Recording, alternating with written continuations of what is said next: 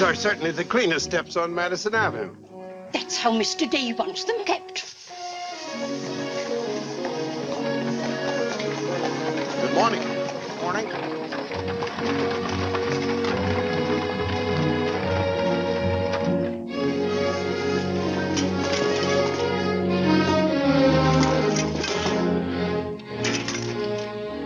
You're new here, aren't you? Just this morning. This is the way Mr. Day gets his milk. Get up.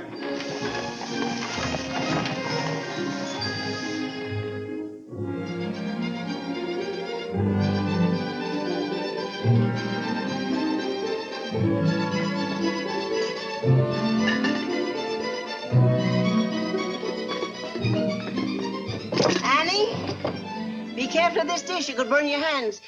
And keep the cover on till you're ready to serve them. Mr. Day likes his muffins hot. I'll do that.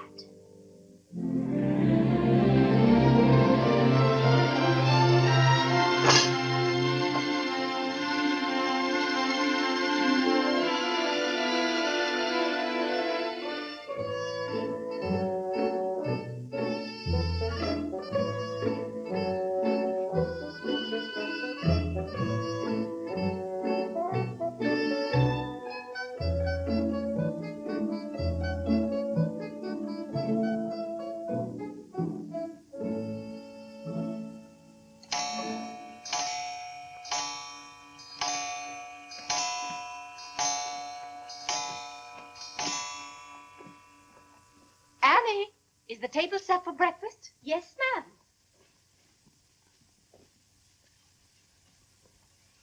Good morning, ma'am. Good morning, Annie. How are you getting along? All right, ma'am. I hope. Now, don't be nervous just because this is your first day. Everything's going to be all right. But I do hope nothing goes wrong. Oh, no, Annie. The cream and sugar go down at this end. Oh, I thought in the center, ma'am. Everyone could reach the mason. Mr. Day sits here. Oh, excuse me. I didn't know where to place the napkins, ma'am. You can tell by the rings. The boys have their initials. C for Clarence. He sits here. J for John. Here. W for Whitney. He sits over there, next to his father. Yes, ma'am. And the one with the little dog on it is Harlan's, of course. He's the baby. This narrow, plain one is mine. And this is Mr. Day's. It's just like mine, except that it got bent one morning. Oh, and that reminds me, Annie, always have Mr. Day's coffee piping hot. Yes, ma'am. And whenever Mr. Day speaks to you, just say yes, sir. Don't be nervous. You'll get used to him. Yes, ma'am. Oh, that beautiful rubber plant. I'm so glad it came. You mustn't water it every day. Too much moisture makes it very unhappy. Oh, good morning, Mother. I thought you were still upstairs. Good morning, Clarence. Father must be talking to himself. A redhead. Did you sleep well, Mother? Yes, thank you, dear. Golly, I'm hungry. Oh, and Annie, we always start with fruit in the morning, except the two younger boys who have their porridge and milk. Jiminy, another wreck on the New Haven. That always disturbs the stock market. Father won't like that. I do wish the New Haven would stop having wrecks if they knew how it upset your father. My soul and body, Clarence, what's happened to your coat? Oh, it ripped open again. Margaret mended it for me, but it won't stay mended. Oh, dear. Well, I'll just have to speak to your father about a new suit of clothes. Clarence, why did you take my H2S so far out of our clothes closet? I've told you 100 times that closet's not to make experiments in. 2. Good morning, Mother. John, have you been making those chemical smells again? No, Mother. I'm making an electric battery. It'll ring a bell and everything. You know your father doesn't like electricity. But, Mother, everything's going to be electricity. Not in this house. Oh, God! What's the matter, Claire? What's wrong? Where's my necktie? Which necktie? The one I gave you yesterday. It isn't pressed yet. I forgot to give it to Margaret. I told you distinctly I wanted to wear that necktie today. You've got plenty of neckties. Put on another one right away and come down to breakfast. I don't know what this world's coming to.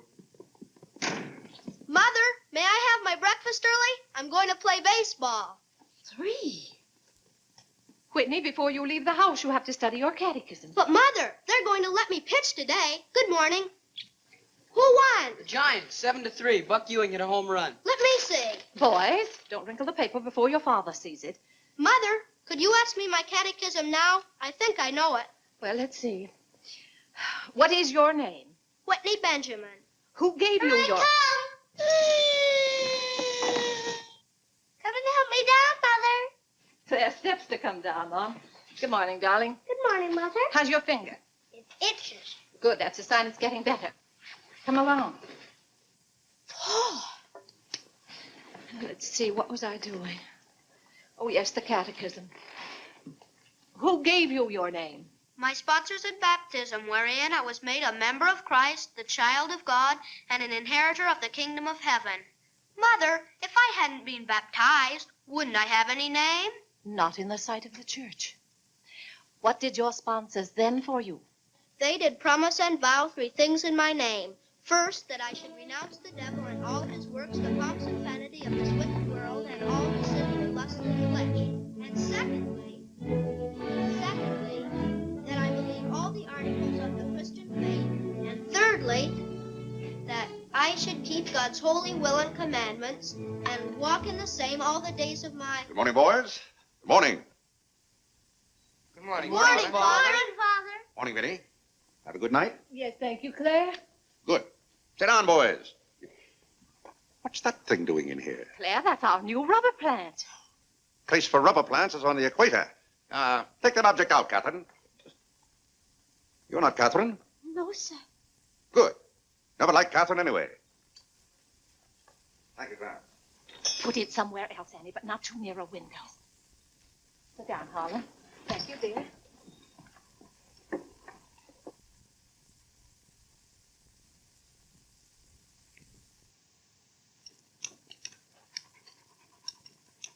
Where did that dog come from? She'll behave, Mother. I've talked to her. What did you say? Claire, that new suit looks very nice. Blasted tight. You put on a little weight, dear. I weigh just the same as I always have. Well, Clarence has just managed to ruin the only decent suit he has. I'm sorry, but I'm afraid he'll need a new suit of clothes. Vinny, Clarence has to learn not to be so hard on his clothes. But, Father, I thought... When you start in Yale in the fall, you'll be completely outfitted. But nothing this summer. Can't I have one of your old suits cut down for me? Every suit I own still has plenty of wear in it. I wear my clothes until they're worn out. Well, if you want your clothes worn out, Clarence can wear them out much faster than you can. Yes, and, Father, you never get a chance to wear yours out. Every time you get a new batch of clothes, Mother sends the old ones to the missionary barrel. I guess I'm just as good as any old missionary. Clarence, before you compare yourself to a missionary, remember the sacrifices they make. Oh, I don't know, Vinny. I think my clothes would look better on Clarence than on some Hottentot. Have that dark sack suit of mine cut down to fit you. Oh, thank you, Father. One of Father's suits. Thank you, sir. In return for that, Clarence, I want you to practice more often on your violin.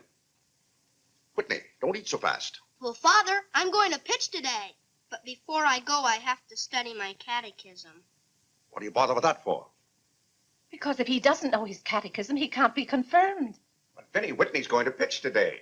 He can be confirmed any old time. Claire, sometimes it seems to me you don't care whether your children get to heaven or not. Oh, Whitney will get to heaven all right. I'll be there before you are, Whitney. I'll see that you get in. And Whitney, when we get to heaven, we'll organize a baseball team of our own. Good.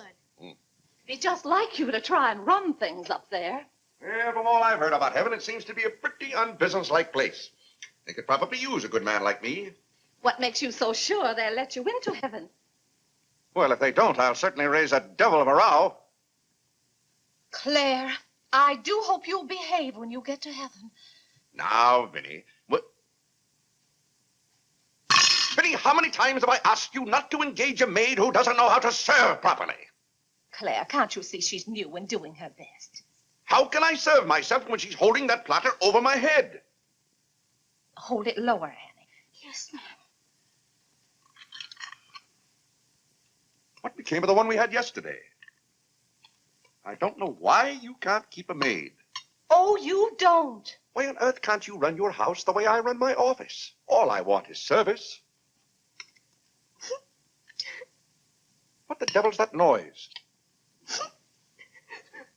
It's Annie. Annie? Who's Annie? The maid. I'll take it, Annie. Claire, aren't you ashamed of yourself? What have I done now? You made her cry speaking to her the way you did. I never said a word to her. I was addressing myself to you. I do wish you'd be more careful. It's hard enough to keep a maid, and the uniforms just fit this one.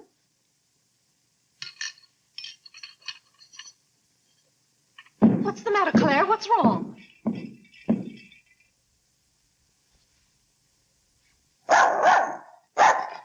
What in the name of... Well, where did you come from? Who do you belong to? She's mine, Father. Her name is Princess. Looks more like a prince to me. What's wanted? Margaret, this bacon's good. Oh. Well, it's good. Yes, sir. Harlan, how's that finger? Come here, let me see it. Yes, Father. Ah, yes, that's healing nicely. I guess you'll know the next time that cats don't like to be hugged. It's all right to stroke them, but don't squeeze them. Now go back and finish your oatmeal. I don't like oatmeal. Go on and finish it. It's good for you. But I don't like it. I'll tell you what you like and what you don't like. You're not old enough to know about such things. You've no business not like oatmeal. It's good. I hate it. That's enough. We won't discuss it. Eat that oatmeal at once.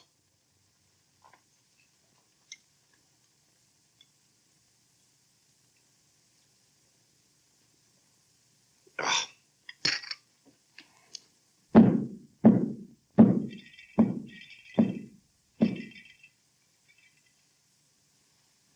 John, that letter's for your mother.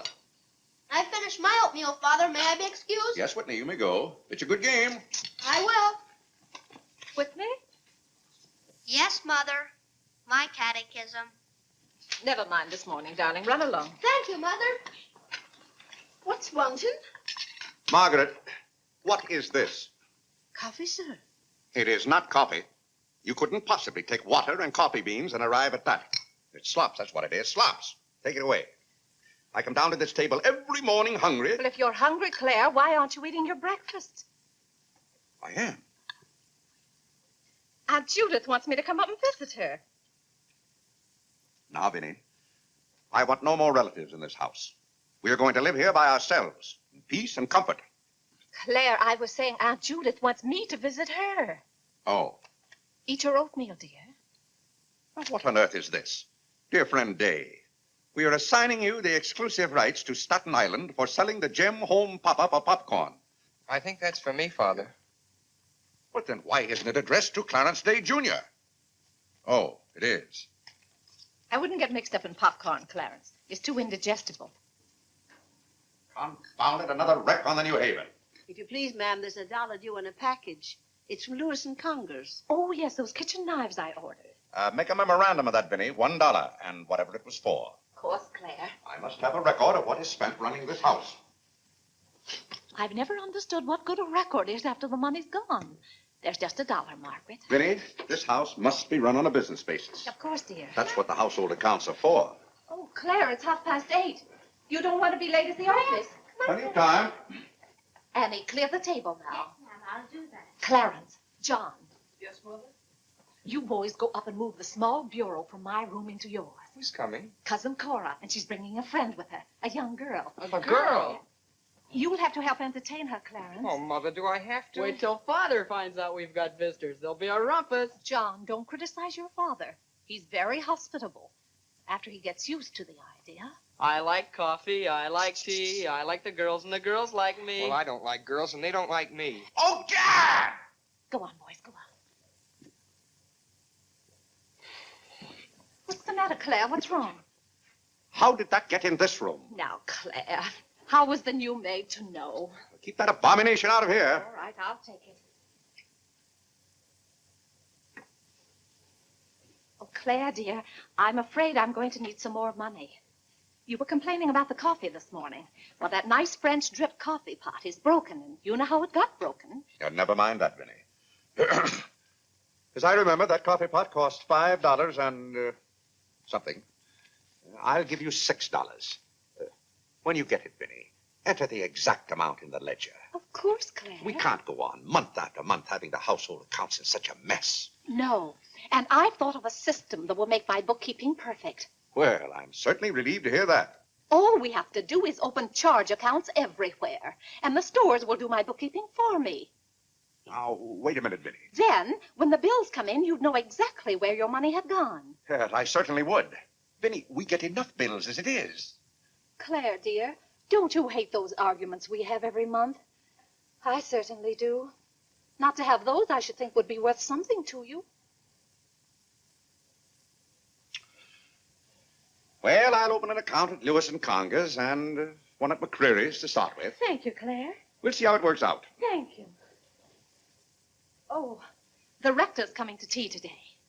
The rector? Well, I'm glad you warned me. I'll go to the club. Don't expect me home until dinner time. Claire, dear, I do wish you'd take a little more interest in the church. Getting me into heaven is your business, Vinny.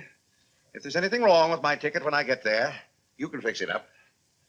Everybody loves you so much, I'm sure God must too. I'll do my best, Claire. It wouldn't be heaven without you. If you're there, Vinny, I'll manage to get in some way, even if I have to climb the fence. Sweet Marie, come to me, sweet Marie. Margaret! Margaret! Oh, yeah! What's the matter, Claire? What's wrong? Why did God make so many dumb fools and Democrats? Politics. Yes, but it's taking the bread out of our mouths. Huh. Honest Hugh Grant. Honest, bah. Fine mayor you've turned out to be. If you can't run this city without raising taxes every 5 minutes, you'd better get out. Let someone who can. Richard Croker's running in this town, and you're just his cat's paw. Tell me this. Are these increased taxes going into public improvements, or are they going into graft? Answer me that honestly, if you can, Mr. Honest Hugh Grant. You can't. I thought so. Bah! Don't order dinner. You were elected to office on the promise that you would put an end to all this thievery and corruption. Have you put an end to it? No. You've encouraged it. Every day there's some new raid on the public treasury. If you don't stop plundering the pocketbooks of the good citizens of New York, we're going to throw you and your boodle board of aldermen out of office. I'm warning you for the last time. Robbery. That's what it is. Highway robbery. Annie. If you think we're going to submit to this... Take this fresh cup of coffee into Mr. Day. Tell you, sir. But Mr. Day's Real got a estate owners visitor. in New York City are not going to tolerate these conditions any Nonsense. longer. Run along in now. We pay you a good round sum to watch after our interests, and all we get is inefficiency. I know you're an nincompoop, and I strongly suspect you of being a scalawag. You're not going to escape your legal responsibilities. Legal responsibilities? By gad, I mean criminal responsibilities. Don't think for 1 minute we're going to let you escape. We're going to throw you into jail.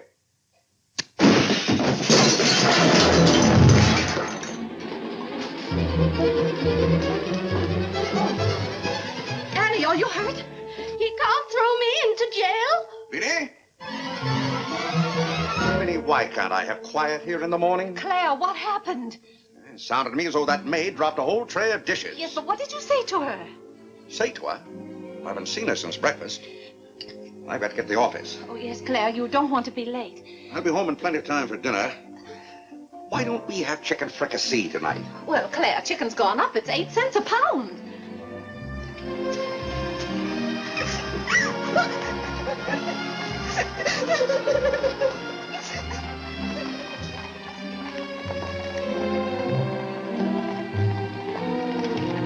Where the devil's she going, dressed up like that? Claire, you've done it again. How could you? Could I what? Can't you see she's leaving?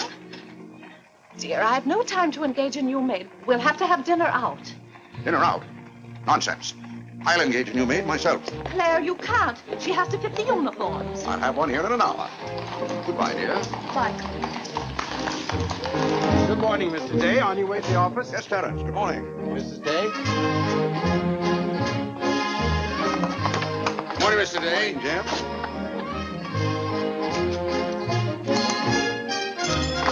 Get here. Get here.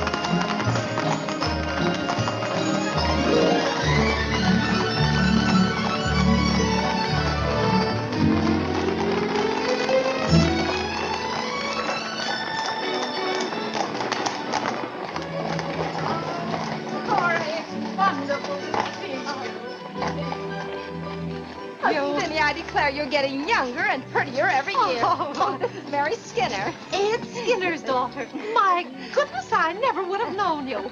Just leave your things out here and come right on in. I've heard my father talk so much about you, Mrs. Day. Did he tell you how he used to dip my pigtails in the inkwell at school? What's the news in Pleasantville, Cora? Oh, Vinny, I have so much to tell you. We wrote you that Aunt Carrie broke her hip. Yes. That was the night that Robert Ingersoll lectured. Of course, she couldn't get there, but it was a good thing for Mr. Ingersoll she didn't. How do you do, Cousin Cora? Oh, Clarence, my. No, Cora, this is John. John, why, how you've grown. You'll be a man before your mother. John, this is Mary Skinner. How do you do? How do you do? Vinny, everybody in Pleasantville sends their love. Grandpa Ebbets, Cousin Edith, Aunt Hattie, the Taylors, just everybody. Cora, how did. is Grandpa Ebbets? Oh, he hasn't been at all well. You know he only has one kidney, and that's floating. How do you do, Cousin Cora? I'm glad to see you. This can't be Clarence. Yes, it is. My. My goodness, every time I see you boys, you've grown another foot. Let's see, you're going to St. Paul's now, aren't you? St. Paul's? I was through with St. Paul's long ago. I'm starting in Yale this fall. Yale? Oh, Mary, this is Clarence and Mary Skinner. How do you do? Oh, this is Mary's first trip to New York. Yes, it is. It's her first trip. We'll have to show Mary around.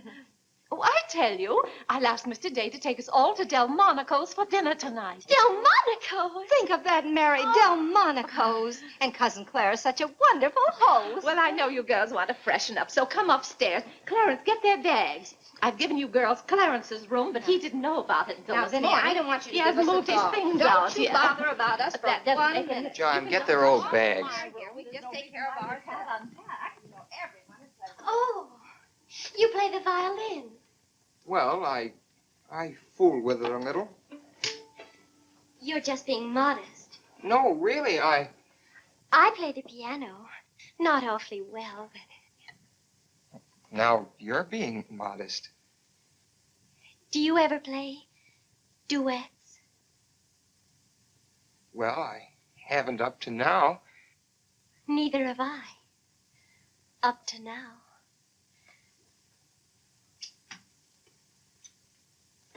Cora didn't tell me about you. I never met a Yale man before.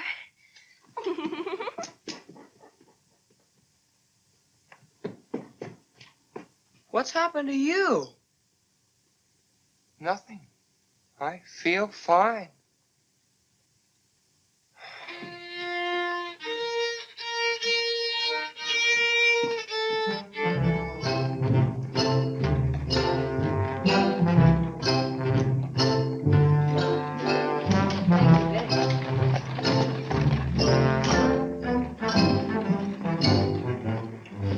Where do you keep them? Do you wish a domestic servant? Where do you keep them? I will take your name and address. Confound it, I'm late at the office now. If you will give me the details as to what kind of person you require. I'm asking you where you keep them. Why, the girls are in there, but clients are not allowed in that room. If you will tell me the kind of a position you wish to have filled, I will be very glad to...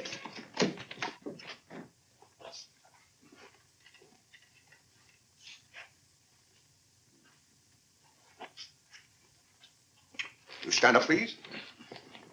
Sir, this is quite against the rules. I must know what you want the girl for. I'll take that one. What's your name? Hilda, sir. Hilda, you go right over to 420 Madison Avenue. I will, sir. That's all, thank you. Sir, before I can let any girl go from this establishment, I must know the character of the home in which she will be employed. Madam, I am the character of my home. My duty toward my neighbor is to love him as myself and to do unto all men as They should do unto me. As they should do unto me. He really knows it. Well, he's done very well for so young a boy. May I go now? Yes, darling. Thank you, Dr. Lloyd. Not at all. Come on, Harlan. Wait for me.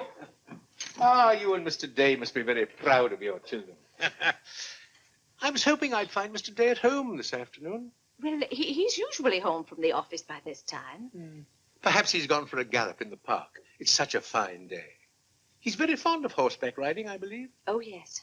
Tell me, has he ever been thrown from a horse? Oh, no. No horse would throw Mr. Day. I just thought he might have had some accident. I notice he never kneels in church. Oh, that's no accident. But I don't want you to think he doesn't pray. He does. Why, sometimes you can hear him all over the house. But he never kneels.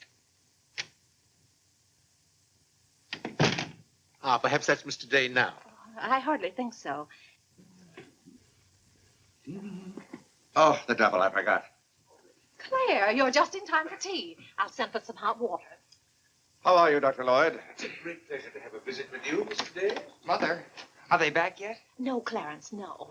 Except for a brief glimpse on the Sabbath, I don't see much of you. Well, Claire, did you have a busy day at the office? Devilishly busy. Claire. A very busy day. Tired out. How a man can get tired just sitting at a desk all day, I don't know. I suppose Wall Street is just as much a mystery to you as it is to me, Dr. Lloyd. No, it's all very clear to me. My mind often goes to the businessman. The picture I'm most fond of is when I envision him at the close of the day's work. I see him pausing in his toil, and it comes over him that all those figures of profit and loss are without importance or consequence. Vanity and dust. Well, I'll be... Claire? Yes, ma'am. Delia, some more hot water, please. Yes, ma'am. Who's that? The new maid. Where's the one I sent this morning? The uniform didn't fit. I like the one I picked out better. Claire, Dr. Lloyd wants to tell us about the plans for the new edifice. The new what? The new church. You knew we were planning to build a new church. Of course, we're going to have to raise a large sum of money. Well, personally, I'm against the church hopping, skipping, and jumping all over the town. So any contribution I make will have to be a small one. The amount everyone is to subscribe has already been decided. Who decided it? After considerable thought, we voted that our supporting members should each contribute a sum equal to the cost of their pew. I paid $5,000 for my pew. Yes, Claire, that makes our contribution $5,000. That's robbery. Do you know what that pew was worth today? $3,000. That's what the last one sold for. I've taken a dead loss of $2,000 on that pew already. Huh. Frank Baggs sold me that pew when the market was at its peak. He knew when to get out. And I'm warning you, Vinny, if the market ever goes up, I'm going to unload that pew. Clarence Day, how can you speak of the temple of the Lord as though it was something to be bought and sold on Wall Street? Now, Mrs. Day, your husband is a practical man. We've had to be practical about the new church. We have all the facts and figures. Oh? What's the property worth where we are now? Oh, let's see. Is it $40,000? I know the figure has a 4 in it. What's the new piece of property going to cost you? I think the figure I heard mentioned was $85,000. Or was it $185,000? Dr. Lloyd, you preach that someday we'll all have to answer to God. We shall indeed. Well, I hope God doesn't ask you any questions with figures in them. Mrs. Day is in the living room. Thank you. It's Cousin Cora. Hmm? She's passing through town. Oh. Well. Oh, hello. Hello. Hello. Thank you for helping me. Come, Mary. Oh, Vinny, what a day. We've been in every shop in town. Why, Cousin Claire. Cora! My. You're as welcome as the flowers in May. This is Mary Skinner, Mr. Day. How do you do? I've been telling Mary all about you. She's been dying to meet you. Well. Dr. Lloyd, I want you to meet my favorite cousin, Miss Cartwright. How do you do? And this is Mary Skinner. Miss Skinner, Dr. Lloyd. How do you do? How do you do? Well, this seems to be a family reunion. I'll just run along. Goodbye, Dr. Lloyd. Goodbye, Miss Cartwright. Goodbye. Goodbye. Oh, Clarence, you haven't said how do you do to Dr. Lloyd. Goodbye, Dr. Lloyd. Goodbye, everybody. I'll go to the door with you, Dr. Thank Lloyd. you, and thank you so much for the tea. Those muffins were delicious. And Who did you say this pretty little girl is? She's Ed Skinner's daughter. This is Mary's first trip to New York. Oh, sit down, sit down. Have some tea. We had tea downtown. Oh, Never mind then. Delia. Delia, sit down, sit down. Even if you have had tea, you can stay and visit for a while. As a matter of fact, why don't you both stay to dinner? That's all arranged, Claire. Cora and Mary are going to have dinner with us. Fine, fine. Of course, you'll just have to take potluck. Well, I'd hardly call it pot. Claire, did you know the girls are going to visit Aunt Judith in Springfield for a whole month? Fine. Now, how long are you going to be in New York, Cora? All week. Splendid. We'll hope to see something of you. Well, you certainly will. Cora, did you find anything you wanted in the shop? Oh, I can't wait to show you. Oh, but I'm afraid some of these packages can't be opened in front of Cousin Claire. Shall I leave the room?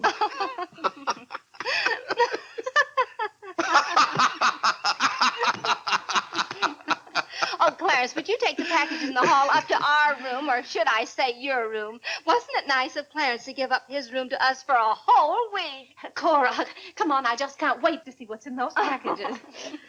Well, we'll be back soon. Vinny, I wish to speak to you before you go upstairs. I'll be down in just a minute, Claire. I wish to speak to you now. I'll be up in just a minute, Cora. It's all right, Vinny. Come along, Mary. Are those two women encamped in our house? Now, Claire. Answer me, Vinny. Now, Claire, you know. Answer me. Just a minute. Clarence.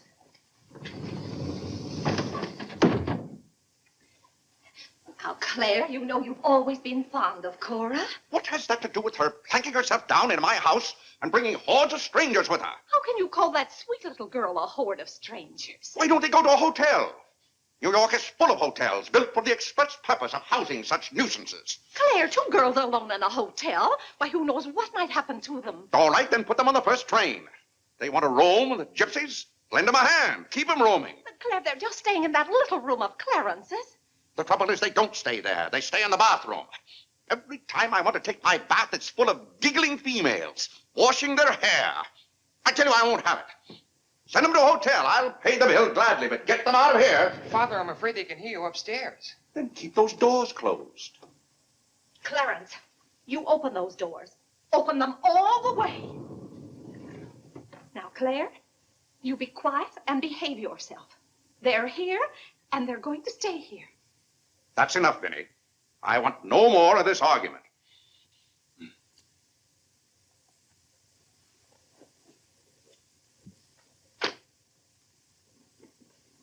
Oh, what I don't understand is why this swarm of locusts always descends on us without any warning. Oh, thunder.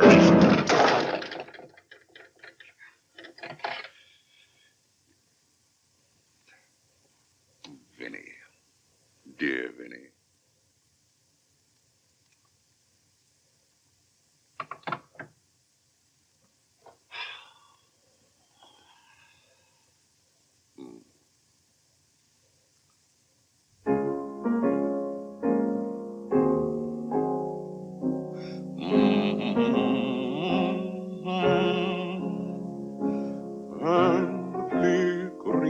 Shadows softly come and go.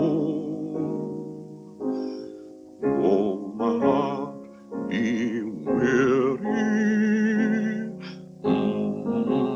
Father, may I go along with the rest of you to Delmonico's? What's that, Delmonico's? You're taking Mother, Cousin Cora, and Miss Skinner to Delmonico's for dinner tonight. Oh, gad! I won't have it. I won't have it.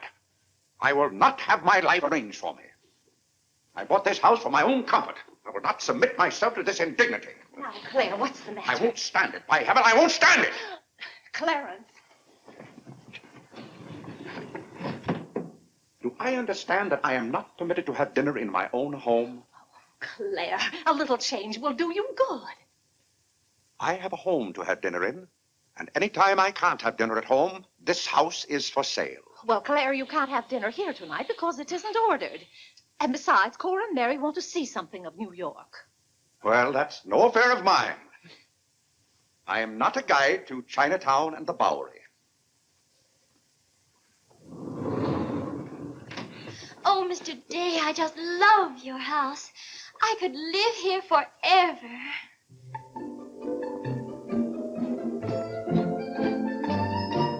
Cora's waiting for you, Mrs. Day. Oh, yes, I'll run right up.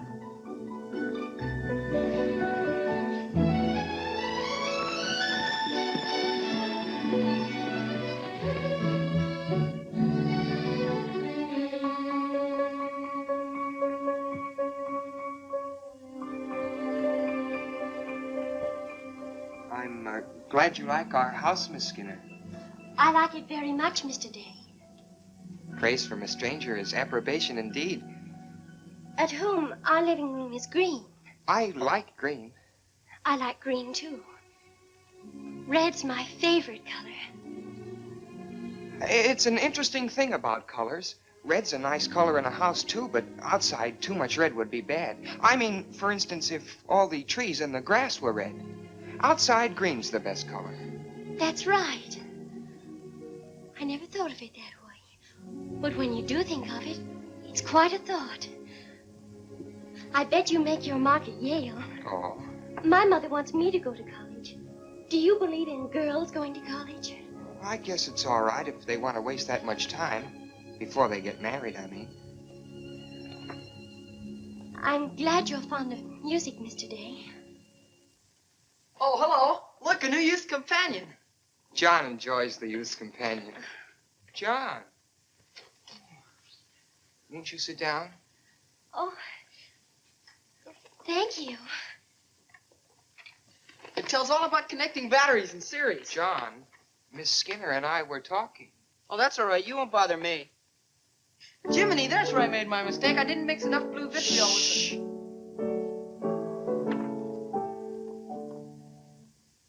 Oh, don't stop. Can you play that? I'm afraid not. Can you play Sweet Genevieve? That's my favorite. Not without my music. Hymns are nice, don't you think? I like this one.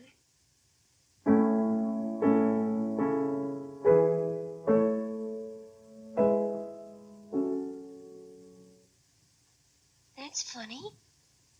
The words are the same, but it's the wrong tune. Oh, it can't be the wrong tune. We sing it exactly that way in church. We don't sing it that way in the Methodist church. You see, we're Methodists. Oh, that's too bad. Oh, I don't mean it's too bad that you're a Methodist. Anybody's got a right to be anything they want, but what I mean is we're Episcopalians. Yes, I know. Anyway, the words are the same. Shall we begin?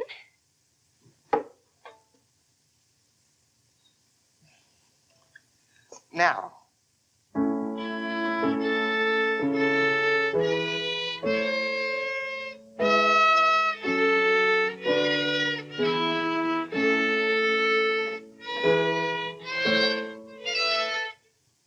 Oh, dear. Well, what's wrong? Shall we try again?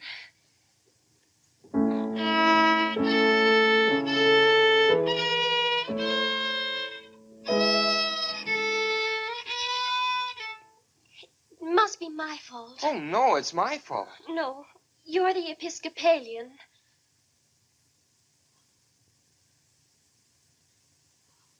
I just remembered something. My father was an Episcopalian. He was baptized an Episcopalian. He was an Episcopalian right up to the time he married my mother. She was the Methodist. Oh. Oh, well, let's try it again then.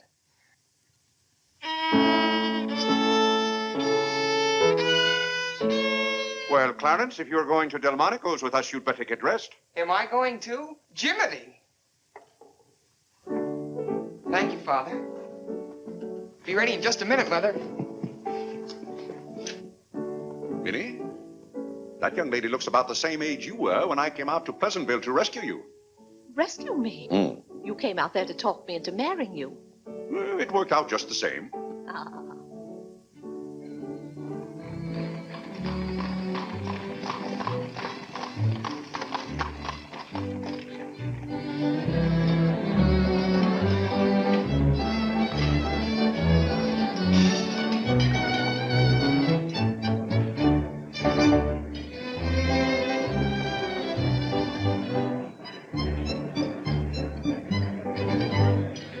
L'addition, François. Oui, monsieur, tout de suite. Louis, l'addition pour monsieur Day. Oui, monsieur. Alors, vite, vite, tout de suite. Alors, vite, vite, tout de suite. Cette sauce diable était délicieuse. Merci, monsieur. Je suis content que monsieur soit satisfait. Merci, monsieur. Bon. French? Oui. No cooking like the French. Claire, it was so nice of you to invite Cora and Mary here their first night. It's been a pleasure. Mr. Day, have you always been an Episcopalian? I've always gone to the Episcopal Church, yes. But you weren't baptized a Methodist or anything, were you? You were baptized an Episcopalian? Come to think of it, I don't believe I was ever baptized at all. Claire, that's not very funny, joking about a subject like that. I'm not joking. I remember now, I never was baptized. Claire, that's ridiculous. Everybody's baptized. What? I'm not. No one would keep a little baby from being baptized. You know father or mother, free thinkers, both of them. They felt their children should decide those things for themselves. But Claire...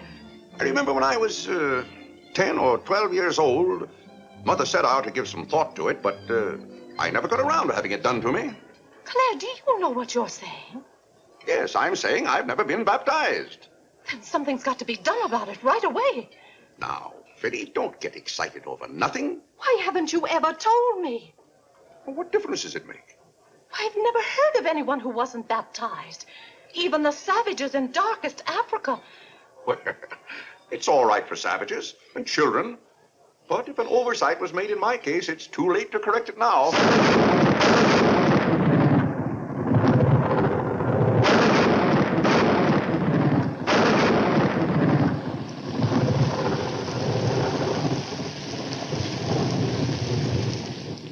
What if you're not baptized? You're not a Christian. Why, confound it, of course I'm a Christian. A mighty good Christian, too. A lot better Christian than those psalm singers in church. But you can't be if you won't be baptized. I won't be baptized, and I will be a Christian. I'll be a Christian in my own way. Claire, don't you want to meet us all in heaven? Of course, and I'm going to. But you can't go to heaven if you're not baptized. Ah, that's a lot of folderol. Clarence Day, don't you blaspheme like that. You're coming to church with me before you go to the office in the morning and be baptized then and there. Vinny, don't be ridiculous. If you think I'm going to stand there and let Dr. Lloyd splash water on me at my age, you're mistaken. No, I'm sleepy. Good night, Vinny.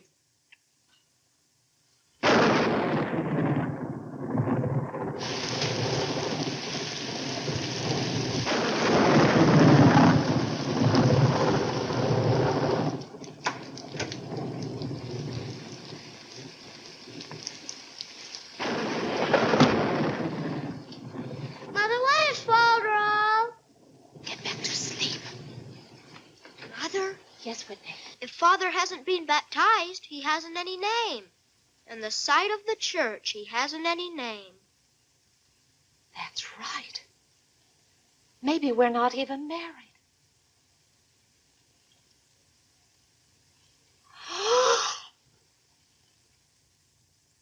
We, thine unworthy servants, do give thee most humble and hearty thanks for all thy goodness and loving kindness to us and to all men. We bless thee for our creation, preservation, and all the blessings of this life. But above all, for thine inestimable love in the redemption of the world by our Lord Jesus Christ. For the means of grace, for the hope of glory. And we beseech thee, give us that due sense of all thy mercies, that our hearts may be unfeignedly thankful. And that we show forth to Neil. Not only with our lips, Clarence to Neil. By giving up ourselves to thy Clarence to Neil. And by walking before thee in holiness and Mother says Neil. All our days.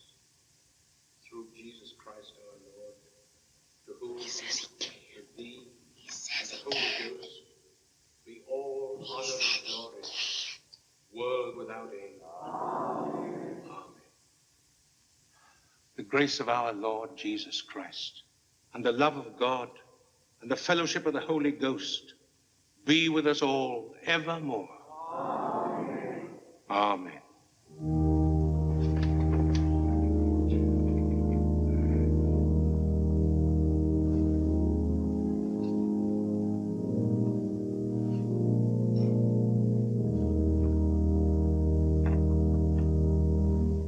And so, my friends, what comfort and security it gives us, when we have reached the age of understanding, to know that the rite of baptism has not been neglected in our infancy or youth, Can you imagine any man who has reached maturity with the knowledge that he had never been baptized, failing to hasten to the holy font that his soul might be saved? As it says in the baptismal office, except a man be born of water and of the Spirit, he cannot enter into the kingdom of God. He that believeth and is baptized shall be saved, but he that believeth not shall be damned. What's that fellow up to? He can't be. Which also showeth us the great benefit we reap thereby. Tell Father. Shh. He that is baptized showeth great benefit. Tell Father. But he that believeth not, Tell Father. Shh. cannot enter into the kingdom of God. Father says, shh. For the promise is to you and to your children. Doubt ye not, therefore, but earnestly believe.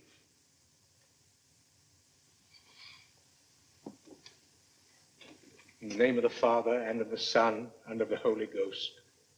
Amen. Amen.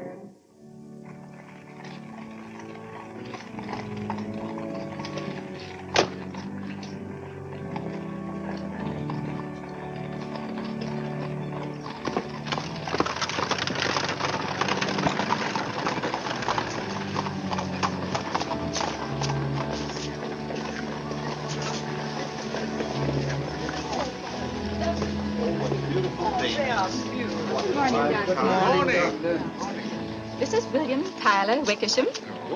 And this is Wilhelmina Eugenia Wickersham. What a lovely day for them to be baptized. The happiest day of my life.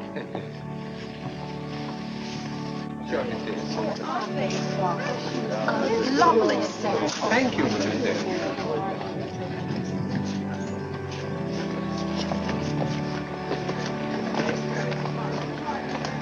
Claire, you know I didn't ask Dr. Lloyd to do that.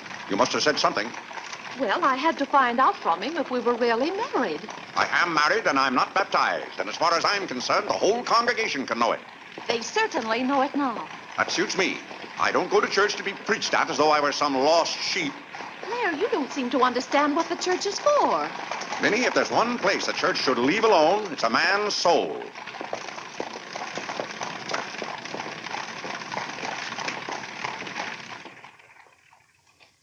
Well, he's going to be baptized, Cora. You mark my word. I just couldn't go to heaven without Claire. Why, I get lonesome for him even when I go to Ohio. It's awfully hard on a woman to love a man like Claire so much. Oh, men are so aggravating. They take everything for granted. They certainly do. You know, I don't believe Claire's come right out and told me he loves me since we've been married. Of course, I know he does because I keep reminding him of it. You have to keep reminding them, Cora. Minnie, the table isn't set for dinner yet. I'll be back in a minute, Cora. We're having it after Cora and Mary go to the train. Their cab's coming at 1 o'clock. Cab? The horse cars go right past the door. But, Claire, they have those heavy bags. Cabs are a waste of money. Well, if dinner's going to be delayed, I'll work on this month's bills. Where are they? Now, Claire, it isn't fair to go over the household accounts when you're hungry. Vinnie, where are those bills? They're in the library on your desk. Oh. I didn't know dinner was going to be late. No one ever tells me anything in this house. Back home, I ride all the time. I love horses. The horse is my favorite animal. Well, goodness, where have you two been? Clarence wanted to show me his grandfather's house. You'll have to hurry and finish your packing. It won't take me long. Can I help you pack? Clarence! Clarence? Why didn't you kneel in church today? I just couldn't. If it's because your father doesn't kneel, you must remember he wasn't brought up to kneel in church. But you were. Has it anything to do with Mary? I know she's a Methodist. Oh, no, Mother. Methodists kneel. Mary told me. They don't get up and down so much, but they stay down longer. Clarence, you want to kneel, don't you? Oh, yes, I wanted to kneel today. I tried. You saw me try, but I just couldn't. Is that suit of your father's too tight for you? No, it's not too tight. Well, what is it? Mother, very peculiar things have happened to me since I started to wear this suit. I can't seem to make these clothes do anything Father wouldn't do. Oh, that's nonsense, Clarence. And not to kneel in church is a sacrilege. Making Father's trousers kneel seemed more of a sacrilege. Clarence! Do you know what happened at Dura Wakefield's party for Mary last night? We were playing musical chairs, and some girl sat down suddenly right on my lap. Well, I jumped up so fast she almost got hurt. She was sitting on Father's trousers. Oh, Mother, I've got to have a suit of my own. My soul and body. Well, you'll just have to talk to your father about it. I'm sure if you approach him the right way, you know, tactfully, he'll see. Oh, excuse me. Gracious. It didn't take you very long.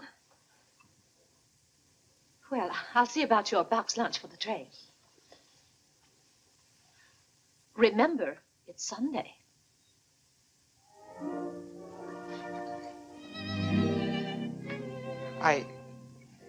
I was hoping we could have a few minutes together before you left. Cora had so much to do, I wanted to get out of her way. Well, didn't you want to see me? I did want to tell you how much I've enjoyed our friendship. Oh, hello. Mother told us to sit in the living room till dinner's ready. Not on the best sofa. Hello. Have you ever been out on our porch? Oh, yes. Well, let me show it to you. It's awfully hard to grow up in a family with children. My, I've never known a week to pass so quickly. Why, Yes? Yes? You're going to write me when you get to Springfield, aren't you? Of course. If you write me first. But you'll have something to write about, your trip and Aunt Judith and how things are in Springfield. You write me as soon as you get there. Maybe I'll be too busy. Maybe I won't have time. Well, you find the time. Let's not have any nonsense about that. You'll write me first and you'll do it right away, the first day. How do you know I'll take orders from you? I'll show you. Give me your hand. Why should I? Give me your hand, confound it. What do you want with my hand? I just wanted it. What are you thinking about? I was just thinking. About what? I was hoping you'd write me first, because that would mean you liked me. Well, what's my writing first got to do with liking you? You do like me then. Of course I do. I like you better than any girl I ever met. But you don't like me well enough to write first. Well, I don't see how one thing's got anything to do with the other. But a girl can't write first because she's a girl. Well, that's nonsense. If a girl has something to write about and a fellow hasn't, there's no reason why she shouldn't write first. You know, the first few days I was here, you'd do anything for me. And then you changed. You used to be a lot of fun. Then all of a sudden you turned into an old sober sides. Why, you even dress like an old sober sides. What's the matter? I just happened to remember something. What? Oh, I know. It's because this is the last time we'll be together. Mary, please. But, Clarence, we'll see each other in a month when I come back.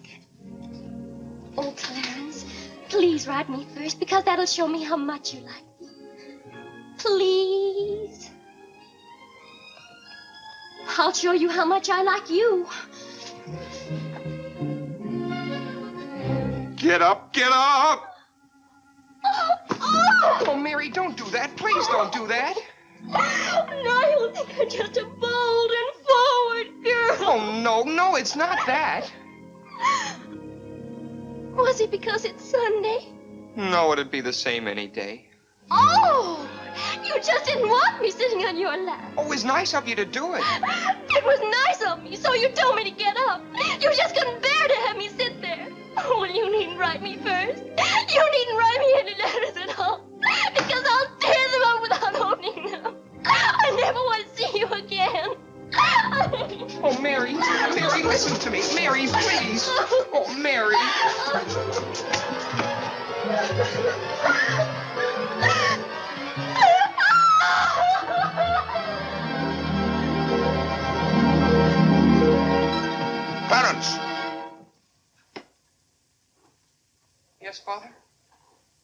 young lady's crying. She's in tears. What's the meaning of this? I'm sorry, Father. It's all my fault. Nonsense. What's that girl trying to do to you? Oh, no, she wasn't. It was... Well, whatever the quarrel was about, Clarence, I'm glad you held your own. Father, I have to have a new suit of clothes. You've got to give me the money for it. Young man, do you realize that you're addressing your father? I'm sorry, Father. I apologize. But you don't know how important this is to me. A new suit of clothes is so important. Oh, why should... Clarence, has your need for a new suit of clothes anything to do with that young lady?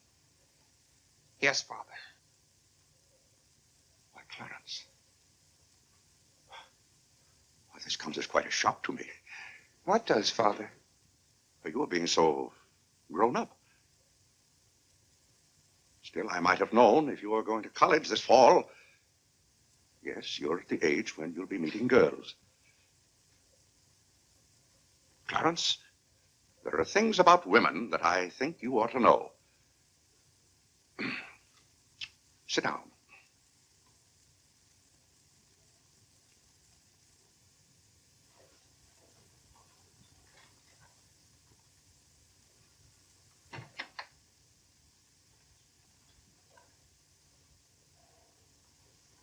Yes, I think it's better for you to hear this from me than to have to learn it for yourself. Clarence, women aren't the angels that you think they are. Well, now, first let me explain this to you. You see, Clarence, we men have to run this world, and it's not an easy job. It takes work, and it takes thinking. A man has to reason things out. Now, you take a woman. A woman thinks... No, I'm wrong right there. A woman doesn't think at all. She gets stirred up. And she gets stirred up over the most confounded things. Now, I love my wife just as much as any man, but that doesn't mean that I should stand for a lot of falderall. By gad, I won't stand for it. Stand for what, Father? That's the one thing I shall not submit myself to. Clarence, if a man thinks a certain thing is wrong, he shouldn't do it. If he thinks it's right, he should do it. Now, that has nothing to do with whether he loves his wife or not. Who says it has, Father? They do. Who, sir? Women. They get stirred up. And then they try to get you stirred up, too. But don't you let them do it, Clarence. Don't you let them do it. Now, if you can keep reason and logic in the argument, a man can hold his own, of course. But if they can switch you, pretty soon the argument's about whether you love them or not. I swear I don't know how they do it. But don't you let them, Clarence. Don't you let them. I see what you mean so far, Father. If you don't watch yourself, love can make you do a lot of things you don't want to do. Exactly. But if you do watch out and know just how to handle women, then you'll be all right. All a man has to do is be firm. You know how sometimes I have to be firm with your mother. Yes, but Father, what can you do when they cry? Well, that's quite a question. You just have to make them understand that what you're doing is for their good. I see. Now, Clarence, you know all about women.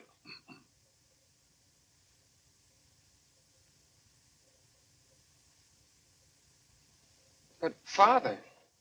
Yes, Clarence? I thought you were going to tell me about... About what? About women. Clarence, there are some things gentlemen don't discuss. I've told you all you need to know. The thing for you to remember is be firm.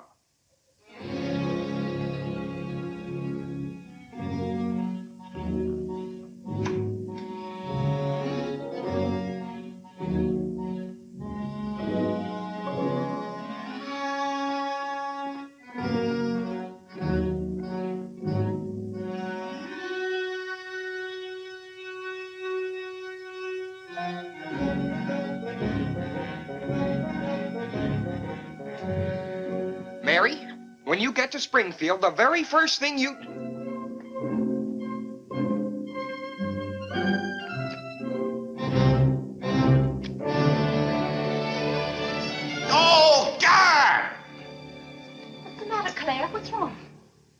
Sit down, Vinny.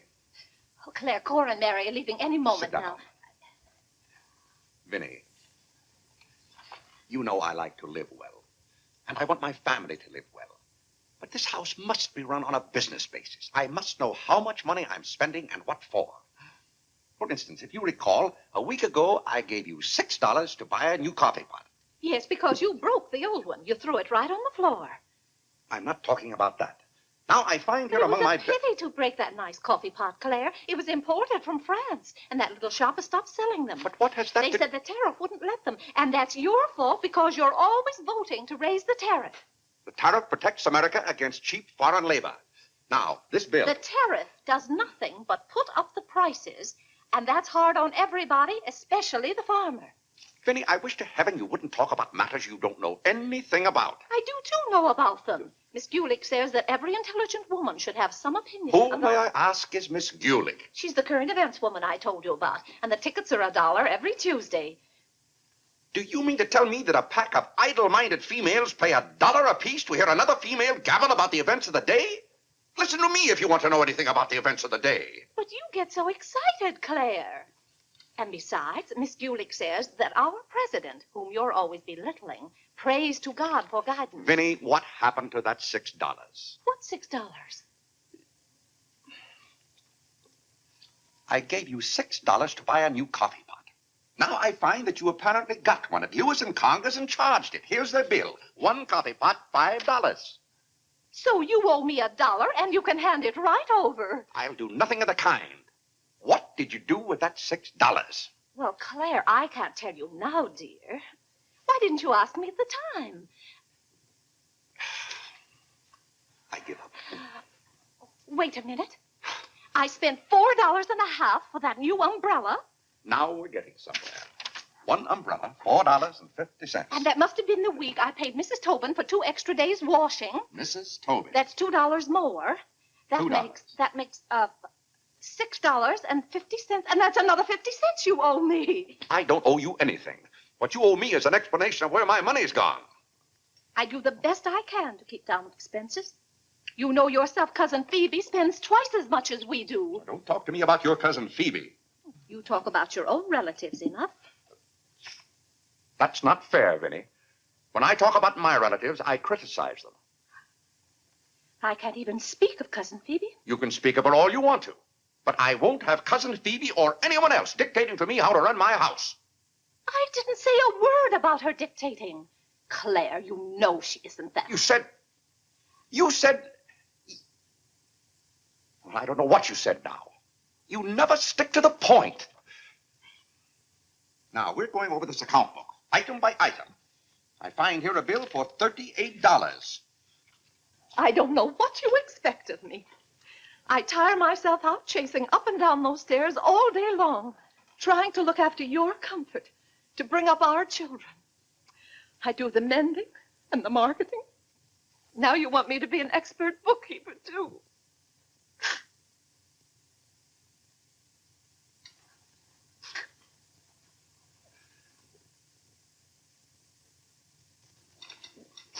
Vinny, I want to be reasonable, but can't you understand? I'm doing all this for your own good. Oh. Well, I suppose I'll have to go ahead just paying the bills and hoping I've got enough money in the bank to meet them. But it's all very discouraging. I'll try to do better, Claire. Well, that's all I'm asking. Well, I'll make out the checks and sign them. But maybe I haven't any right to sign those checks since in the sight of the Lord I haven't any name. That's right. Claire, to make those checks good, you'll have to be baptized right away. Vinny, the bank doesn't care whether I've been baptized or not. Well, I care. And no matter what Dr. Lloyd said, I'm not sure we're really married. Vinny, we have 4 children. If we're not married now, we never will be.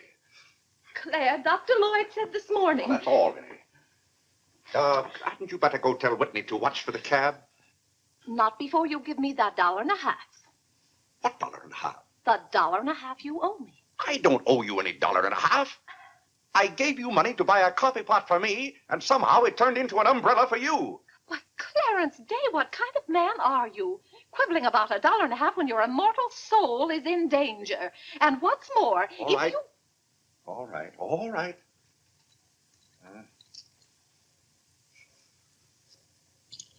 Thank you, Claire. Now the accounts are all straight again.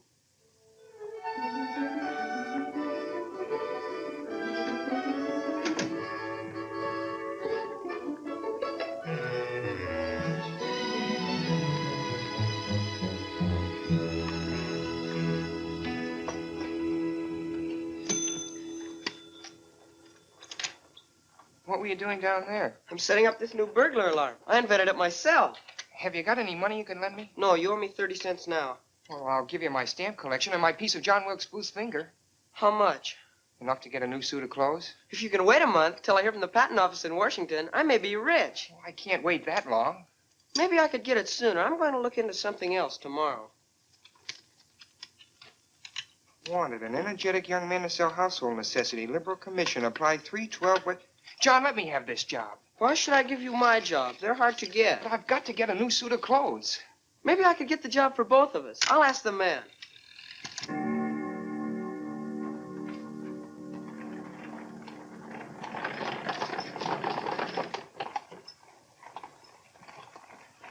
The cab's here, Father. Oh, thank you, Whitney. Vinny, Cora, the cab's here. John, go up and get their bags. Yes, sir. Here's the lunch for the train, sir. Take it out to the cab. Who's that one? It's Ellen. Delia left yesterday. I don't know where your mother finds them. Now, Vinny, don't you let Clara worry about us. We have plenty of time. Take the bags right on out, John. Yes, sir. Well, goodbye, Clarence. It was so nice to see you Goodbye, again. Cousin Cora. Goodbye, Whitney. Now, you be a good boy. Goodbye, Cousin Cora. Goodbye, Harlan. Goodbye. Keep out of mischief. Come along, everybody. Don't keep the cab waiting. Cabs cost money. If there's one thing Mr. Day can't stand, it's to keep a cab waiting. If there's any waiting to do, there's a waiting room at the Grand Central Depot just for that. Mary, aren't you even going to shake hands with me? I don't think I'd better. You may remember that when I get too close to you, you feel contaminated.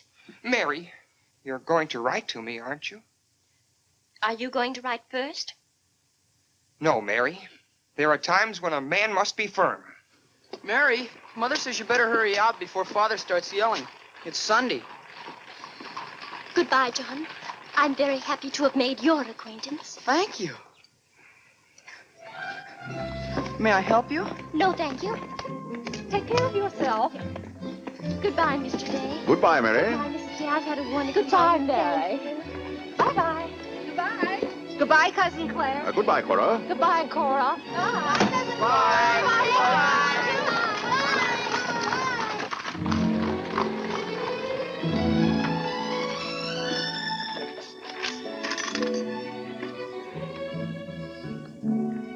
Dear Mary. My duty toward my neighbor is to love him as myself and to do to all men as I would they should do unto me. Has Father gone to the office yet? Come on, let's go over to the ball field. I've got to guard this box till John comes back. It's his burglar alarm. It wouldn't work, so he fixed it. We're going to put it back in the dining room after Father goes to the office. Are there burglars around? Everywhere. Oh. To love, honor, and succor my father and my mother. Why do you have to learn that? Because if I don't, I'll go to hell. Father's going to hell. He is not. Yes, he is, because he isn't baptized. He'll go to hell and burn for 1,000 years. He won't. He won't. He'll be in a lake of fire and brimstone, and 1,000 devils with pitchforks will be poking at him. No, Mother, don't let them. Father will hear you. No, I don't. Oh, come on, you faithful. Oh, come on, What's that noise? Just singing, Father. You boys be quiet. You know your mother isn't feeling well. Yes, Father.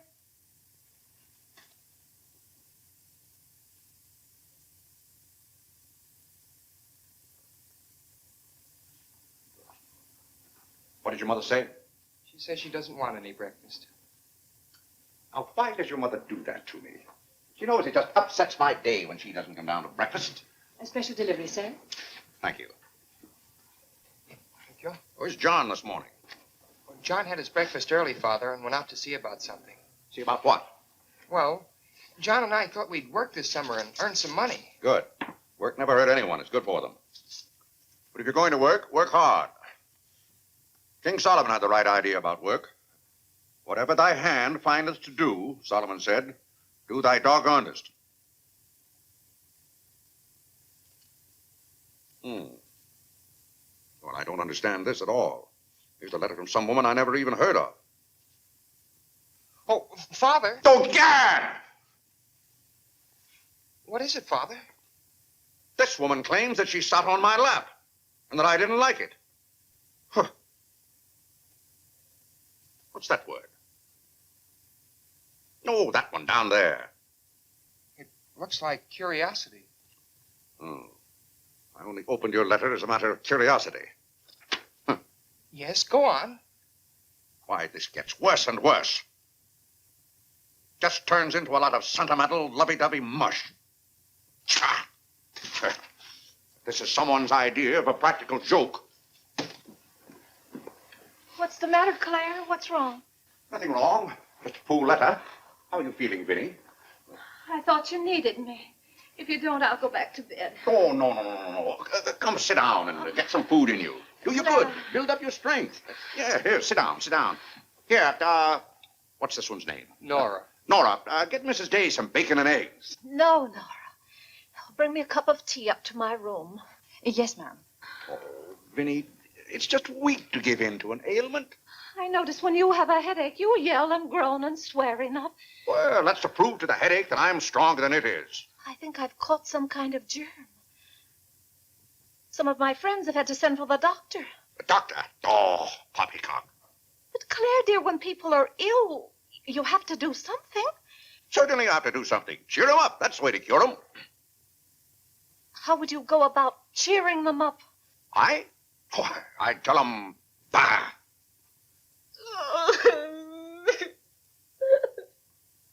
What have I done now? Oh, Claire, hush up.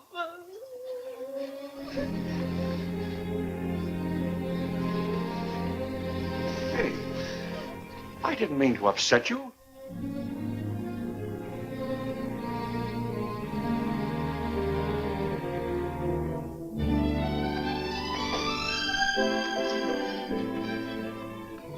Dear Clarence.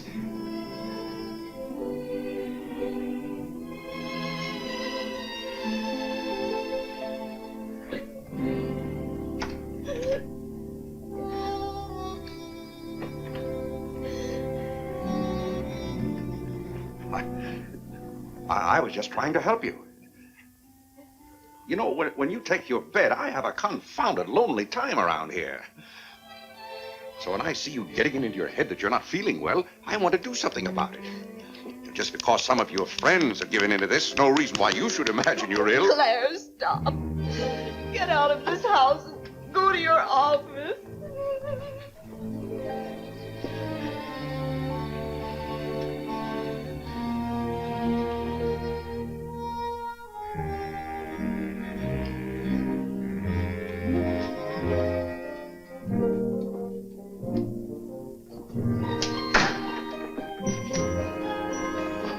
Did you get the job? Yes, for both of us. Look, I've got it with me.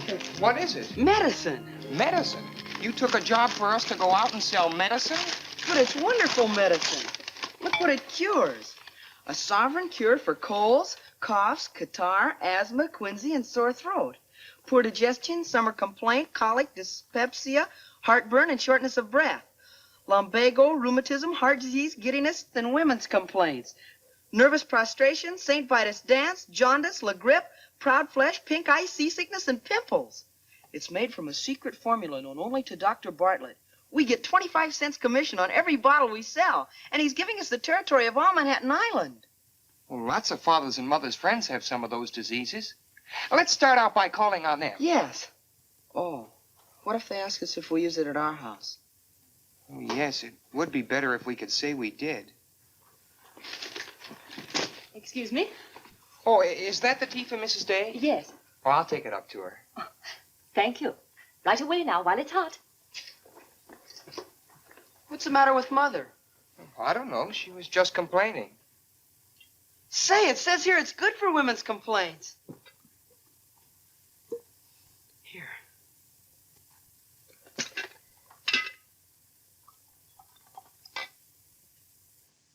Yes, sir. Chesapeake and Ohio and 8. New York Central, 3/4. I'd like to see Mr. Day about those Morris and Essex bonds. Today is very busy this morning. You'll have to wait.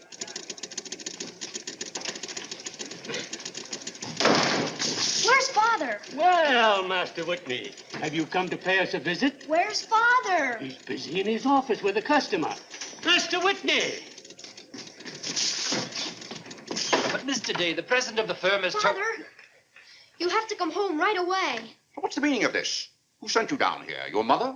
No, sir. Mother's ill. She's terribly ill. Did the doctor send you for me? No, sir. It was Margaret. Margaret? Margaret says you're to come home right away and no nonsense. Perkins, go down and stop the first cab you see. A cab, sir? For you, Mr. Day? Yes, I want a cab, and no nonsense. Yes, sir. I'm sorry, Mr. Hopkins.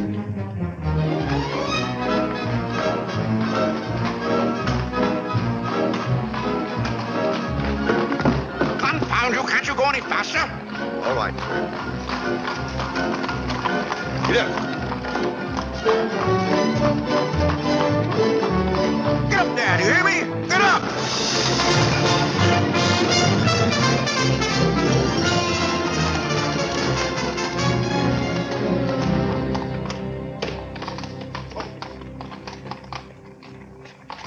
Oh, Doctor, how is Mrs. Day? She's a pretty sick woman. Oh, what's wrong with her? Well, do you know or don't you? What did Mrs. Day have for breakfast this morning? Not a thing. I tried to get her to eat something, and she wouldn't. I can't understand it. Understand what? These violent attacks of nausea. It's almost as though she were poisoned. Poisoned? Let me take your cab. I'll try not to be gone more than 10 or 15 minutes. And, Mr. Day, you're not to go into a room. You'd better get her well. Right away, or you'll hear from me. Turn west on 47th Street. Get up, get up.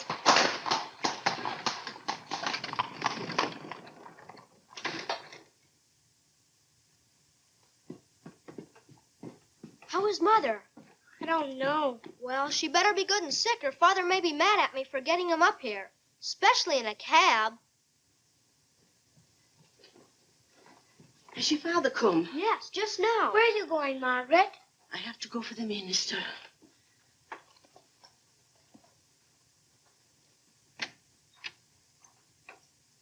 I guess the minister's coming to baptize Father, so I won't have to go to hell.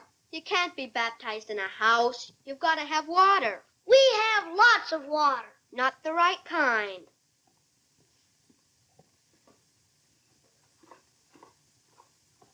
Is Mother better, Father? How can I tell? She wouldn't let me in the room with her. These confounded doctors never know what's the matter with anybody.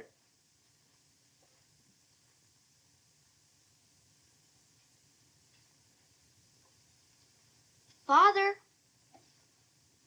Yes? Mother's going to get well, isn't she? Of course she's going to get well. Father, may we come in? It's lonesome without Mother. Yes, it is, Harlan. It's lonesome. Come in, boys.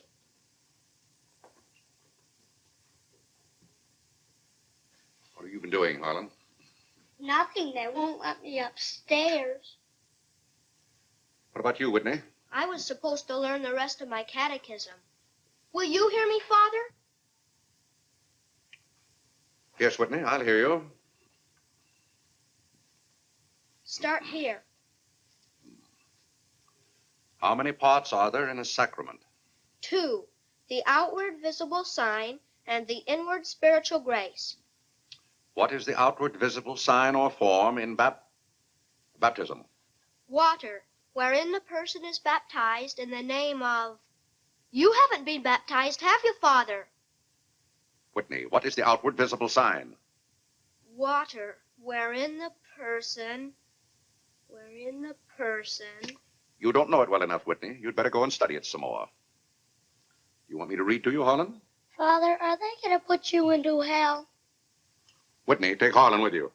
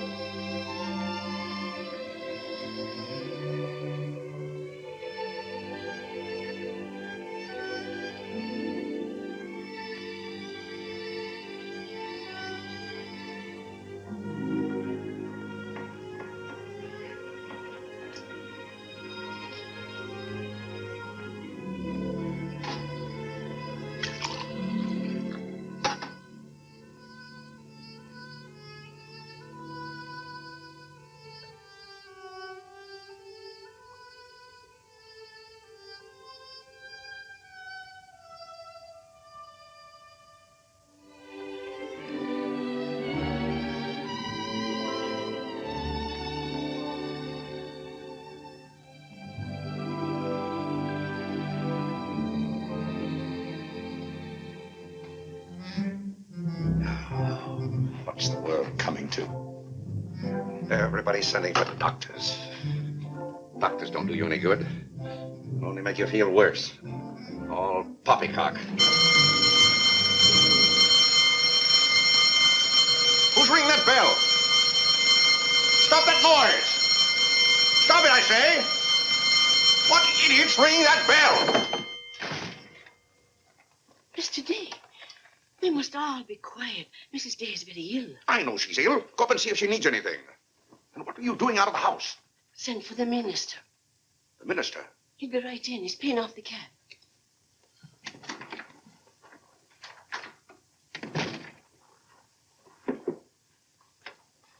I was deeply shocked to learn the serious nature of Mrs. Day's illness. Will you take me up to her? She's resting now. She can't be disturbed. The doctor will be back in a minute. Mrs. Day has been a tower of strength in the parish. Everyone liked her so much. Yes, she was a fine woman. I wish to heaven you wouldn't talk about Mrs. Day as if she were dead.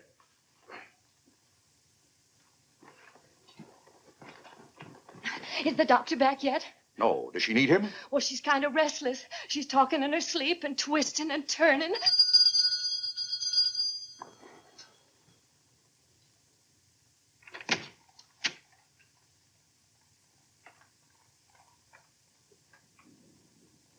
Well, Doctor, it seems to me that was a pretty long 10 minutes. See here, Mr. Day, if I'm to handle this case... How can you handle it if you're out of the house? Who is this? It's Dr. Summers.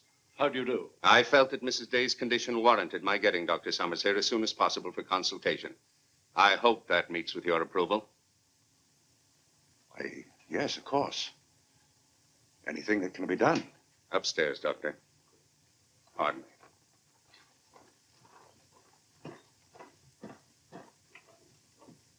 Mrs. Day is in good hands now, Mr. Day. There's nothing you and I can do at the moment to help. Dr. Lloyd. Yes? There's something that's troubling Mrs. Day's mind. Oh? I think you know what I refer to. Yes. You mean the fact that you've never been baptized? Yes, I gathered that you knew about it from your sermon last Sunday. But let's not get angry. I think something had better be done about it. Yes, Mr. Day? When the doctors get through up there, I want you to talk to Mrs. Day. I want you to tell her something. Why, I'd be glad to. You're just the man to do it. She shouldn't be upset about this. I want you to tell her that my being baptized would just be a lot of confounded nonsense. But, Mr. Day... No, she'd take your word on a thing like that. And we both must do everything we can to help her now. But the solution is so simple. It would take only your consent to be baptized. That's out of the question. And I'm surprised that a grown man like you would suggest such a thing.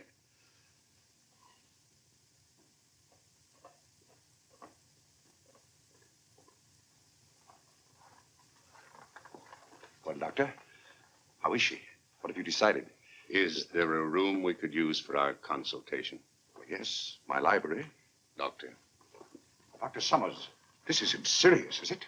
After we've had our consultation, we'll talk to you, Mr. Day. But surely... Rest assured, Dr. Summers will do everything that is humanly possible. We'll try not to be long.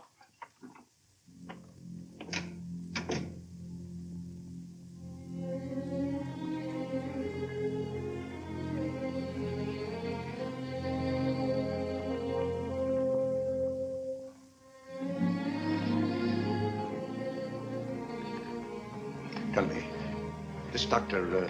Summers, he's very highly thought of, isn't he? Oh, yes. Well, if Vinny is seriously... If anyone could help her, he could. Don't you think? Very fine physician. But there is a greater help, ever present in the hour of need. Let us turn to him in prayer. Let us kneel and pray.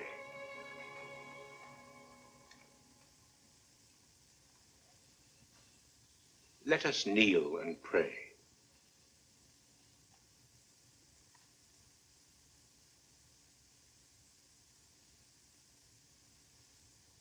O Lord, look down from heaven. Behold, visit, and relieve this thy servant who is grieved with sickness. Have mercy on her, O Lord. Have mercy on this miserable sinner. Forgive her, and extend thy accustomed She's goodness. not a miserable sinner, and you know it. Oh, God! You know Vinny is not a miserable sinner. She's a fine woman. She shouldn't be made to suffer. It's got to stop, I tell you. It's got to stop. Have mercy, I say. Have mercy, I tell you. What's the matter, Claire? What's wrong? Vinny. Vinny, what are you doing down here? You shouldn't be out of bed.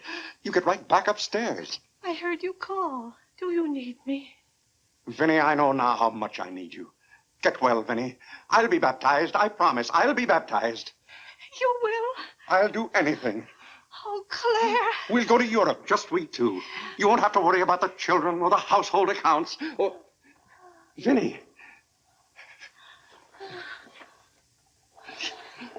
Don't worry, Mr. Day. She'll be all right now. Bless you for what you have done. What did I do? You promised to be baptized. I did? Oh, Gad!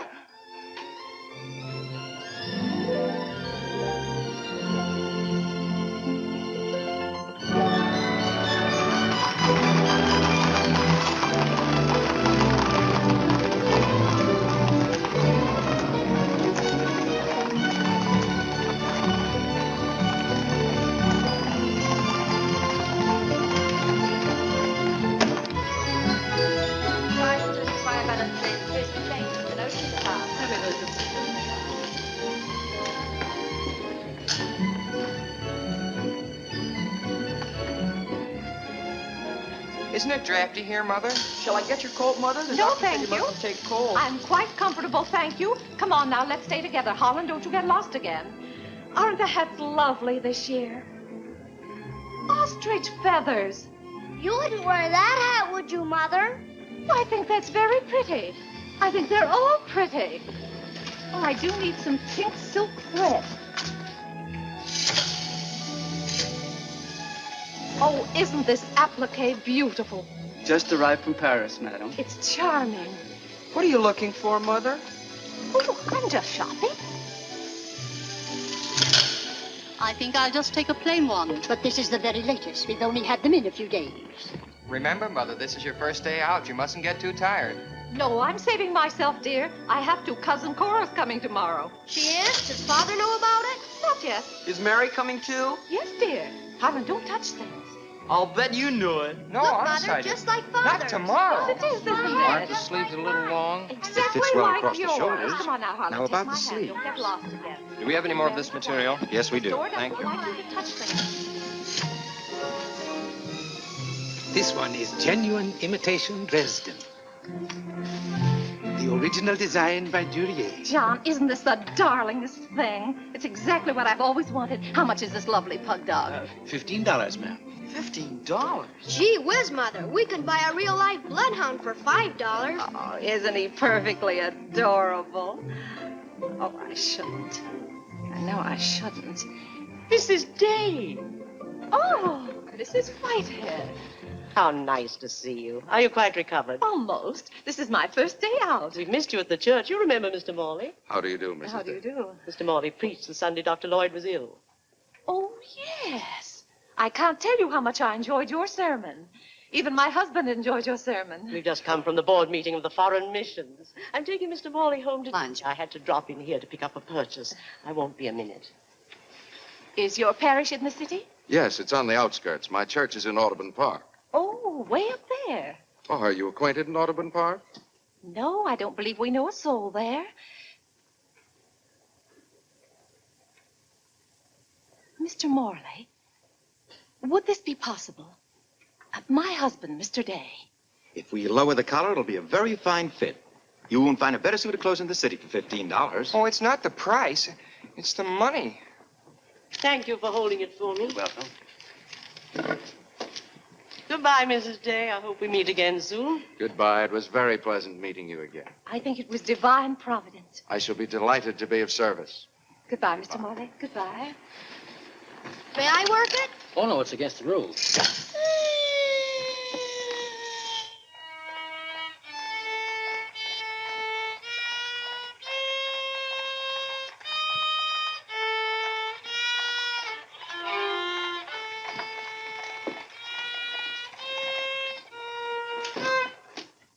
Hello. What did you bring home more medicine for? Dr. Bartlett paid us off, didn't he? Oh, yes. Oh, Jiminy, you scared me. I've got to take $15 right down to McCreary's. I bought a suit there this morning, and I said I'd have the money this afternoon. Gee, that's too bad. What's too bad? Well, you see, Clarence... What? Dr. Bartlett paid us off in medicine. Oh, Gad! Well, he thanked us, too, for our services to mankind. But my suit, I've got to have it tomorrow. And besides, they're making the alterations. I've got to have $15. Maybe you could offer them 15 bottles of medicine. Oh, they wouldn't take it. McCreary's don't sell medicine.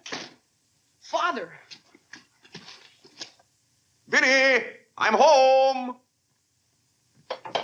Good afternoon, sir. How's your mother, Clarence? Oh, the ride this morning did her a lot of good. She'll be well enough to go to church with us next Sunday. Ah, fine. Oh, Father, have you noticed I haven't been kneeling down in church lately? Don't let your mother catch you at it. Then I have to have a new suit of clothes right away. That doesn't make sense. But I can't do anything in your clothes that you wouldn't do. Well, if my old clothes make you behave yourself, I don't think you ought to wear anything else. Oh, no, you're you and I'm me. I want to be myself. I mean, suppose I should want to kneel down in front of a girl. Why, in heaven's name, should you want to do a thing like that? Well, I've got to propose to a girl sometime. Clarence. Well, not right away, but for $15 I can get a good suit of clothes. Clarence, you're beginning to talk as crazy as you... Hello, Vinny. You're feeling better today, huh? Much better, thank you, Claire. You don't have to hurry home from the office every day like this. With business the way it is, there's no use going to the office at all. Yes, you do look better, Vinny. What did you do today? Well, I got a carriage and took the boys for a ride, and we stopped in at McCreary's. And, oh, Claire, I've the most wonderful news for you. Who do you think I met? Mr. Morley. Morley? Never heard of him. Remember that nice young minister who substituted for Dr. Lloyd one Sunday? Oh, yes. Bright young fellow. Preached a good, sensible sermon. Short one, too.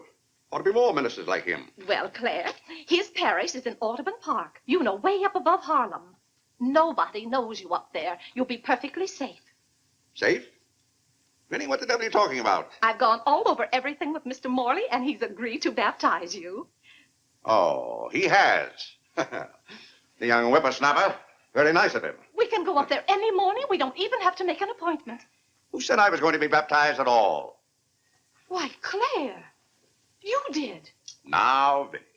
You gave me your promise, your sacred promise. You said I'll be baptized. I promise I'll be baptized. Well, what if I did? Claire, aren't you a man of your word? Vinny, we all thought you were dying. So naturally I said that to cheer you up. As a matter of fact, the doctor told me that's what cured you. Well, it seems to me pretty ungrateful of you to press this matter any further. My being well has nothing to do with it. You gave me your word. You gave the Lord your word. And you're going to march yourself up to Mr. Morley's church some morning before you go to the office and be christened. If you think for 1 minute... What in the name of heaven is that? If you think I'm going to let you add the sin of breaking your solemn and sacred promise... I demand to know what that repulsive object is. It's perfectly plain what it is. It's a pug dog. What is it doing in this house? I wanted it and I bought it. You spent good money for that? Claire, don't try to change the subject. How much did you pay for that atrocity? I didn't pay anything for it. I charged it. Charged it? I might have known. How much was it? $15. $15? For that eyesore? Don't you call this lovely work of art an eyesore? It will look beautiful sitting on a red cushion by the fireplace in the living room. If that sits in the living room, I won't. Furthermore, I don't even want it in the same house with me. Get it out of here. Claire, you're not going to get out of this room until you set a date for your baptism. I'll tell you one thing. I'll never be baptized as long as that hideous monstrosity is in this house. All right. All right. Clarence. That pug dog goes back this afternoon, and he's christened first thing in the morning. You heard him, didn't you, Clarence? You heard him say that he'd be baptized as soon as I got this pug dog out of the house. You hurry right back to McCreary's with it, and be sure they credit us with $15. Oh, Mother, while we were at McCreary's, I happened to see a suit I'd like very much, and the suit was only $15. Well, Clarence, I'm afraid your suit will have to wait until after I get your father christened. Well, no, I meant that since the suit cost just the same as the pug dog, if I exchanged the pug dog for the suit... Why, yes. Then the suit wouldn't cost your father anything. Why, how bright of you, Clarence, to think of that. I'd better start right away before McCreary's closes. Yes. Now, let's see. If we're going to take your father all the way to Audubon Park... Clarence, on your way back, you stop at the livery stable and tell them to have a cab here at 8 o'clock tomorrow morning. Mother, a cab? Do you think you ought to? We can't walk all the way to Audubon Park. But you know what a cab does to Father. This is a very important occasion. All right. Get one of their best cabs, the kind they use at funerals. Well, those cost $2 an hour, and if Father gets mad... Well, if your father starts to argue in the morning, you remember. Oh, he agreed to it. We both heard him.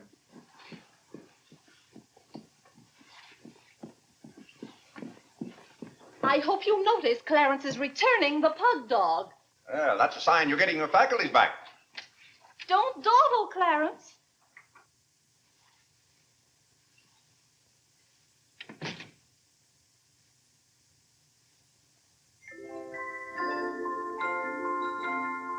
Come to me, sweet Marie, not because your face is fair, dear to see. Vinny, it's good to hear you singing again. But your smile so pure and sweet makes my happiness complete, makes me falter at your feet, sweet Marie. Oh, on the way uptown, I stopped in at Tiffany's and bought you a little something. Thought you might like it. Claire! What a beautiful ring! I'm glad if it pleases you. Oh, Claire, how sweet of you. I don't know how to thank you. Well, it's thanks enough for me just to have you up and around again. You know, when you're ill, Vinny, this house is like a tomb. There's no excitement. That's the loveliest ring you ever bought me. Now that I have this, you needn't buy me any more rings. Well, if you don't want any more... What I'd really like now is a nice diamond necklace. Vinny, do you know how much a diamond necklace costs? Yes, I know, Claire, but don't you see, your giving me this shows I mean a little something to you. Now, a diamond necklace. Good heaven. If you don't know by this time how I feel about you. We've been married for 20 years, and I've loved you every minute of it. What did you say, Claire? I said we've been married for 20 years, and I've loved you every minute of it. But if I have to buy out jewelry stores to prove it, if I haven't shown it to you in my words and actions, well, I might as well... Well, what have I done now? It's all right, Claire. I'm just so happy. Happy? You said you loved me. And this beautiful ring, that's something else I didn't expect. Oh, Claire, I love surprises. Well, that's another thing I've never understood about you, Vinny. Now, I like to know what to expect. Then I'm prepared to meet it. Yes, I know, Claire, but life would be pretty dull if we always knew what was coming. Well, it's certainly not dull around here. In this house, you never know what's going to hit you tomorrow.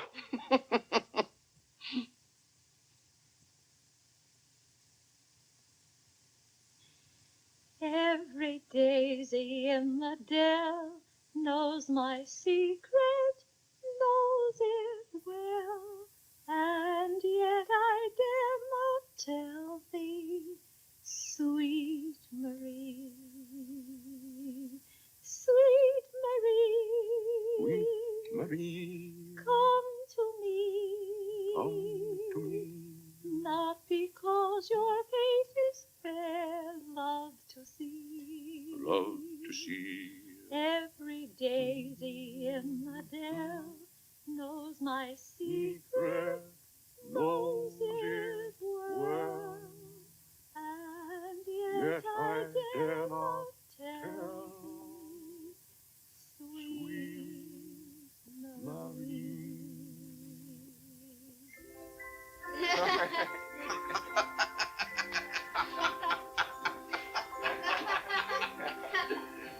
Well, then, Harlan, the very... Who are you? What's your name? Margaret, sir. Can't be Margaret. We've got one Margaret in the house. At home, they call me Maggie, sir. All right, Maggie. If her name's Margaret, that's a good sign. Maybe she'll stay a while. Do you know, boys, your mother used to be just the same about cooks as she is about maids. Never could keep them, for some reason.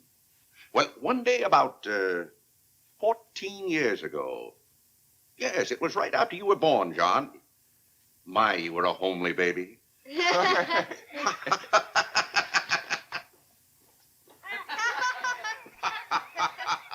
Thank you, Margaret. Good morning, boys. Good morning, Good morning, Mother. Good morning, Claire. Morning, Vinny. Why, you look as though you were dressed for a wedding.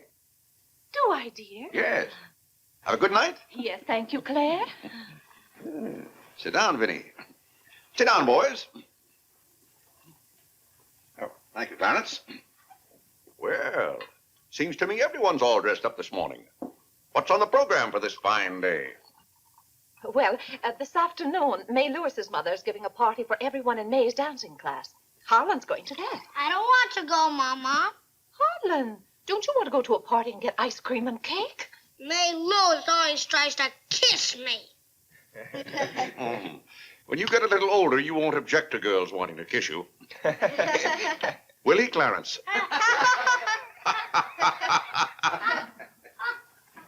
This is for you, Mr. Day. Where shall I put it? Oh, that's for me, I think. Take it upstairs, Maggie. Wait a minute, Maggie. Bring it here. That's it. See, it's for me, Father, Clarence Day, Jr. Let me look. Well, that's from McCreary's. And it's marked charge. What is it? Claire, it's all right. It's nothing for you to worry about. Well, at least I think I should know what's being charged to me. What is it?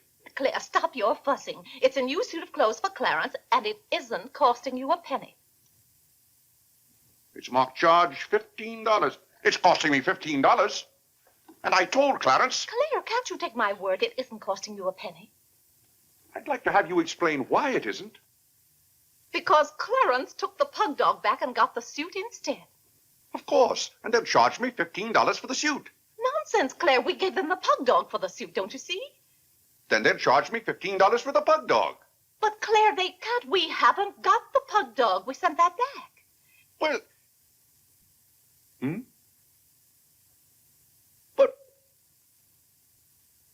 Well, now, wait a minute, Vinny. The suit... Well, there's something wrong with your reasoning. Well, Claire, I'm surprised at you when you're supposed to be so good at figures. That's perfectly clear to me. Vinny, they're going to charge me for one thing or the other. Don't you let them.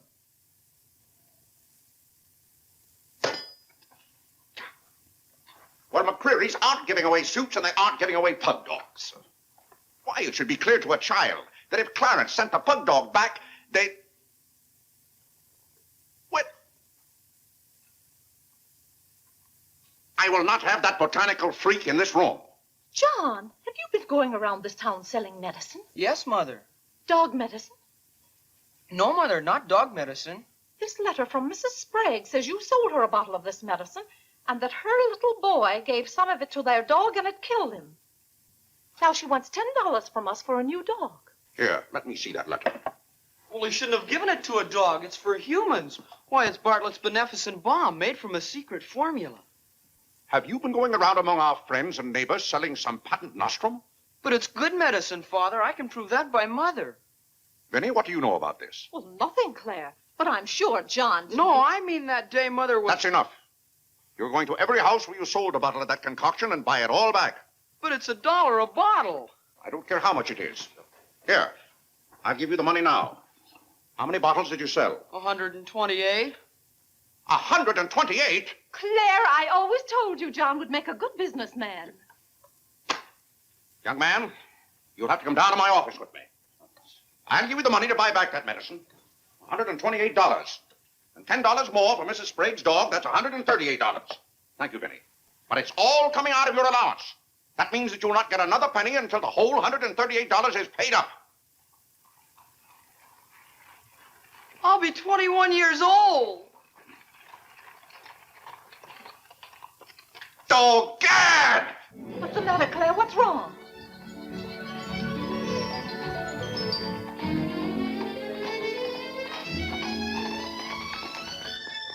Those gypsies are back. Don't anyone answer the door. They're moving in on us again, bag and baggage. I won't have it, I tell you. I won't have it. Now, Claire.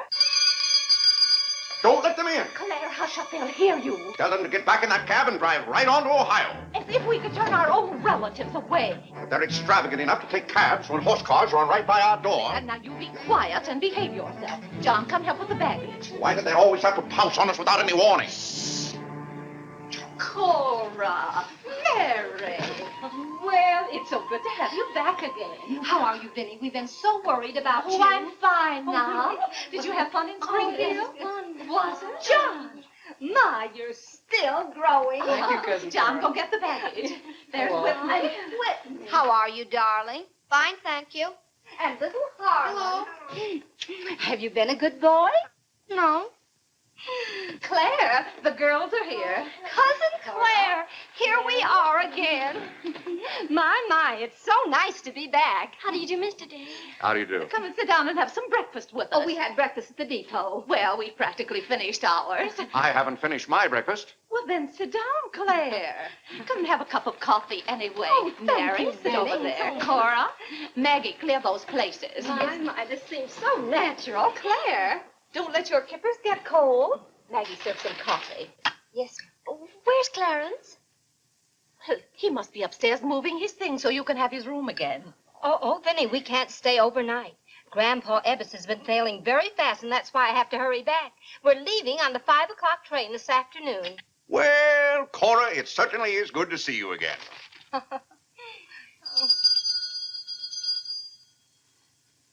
Well, who can that be? Well, this time it can't be another special delivery letter for Clarence. While you were in Springfield, our postman was kept pretty busy. It's the cab, ma'am. Cab? What cab? The cab that's to take us to Audubon Park. Oh, who's going to Audubon Park? We all are. Cora, the most wonderful thing has happened. Claire is going to be baptized this morning.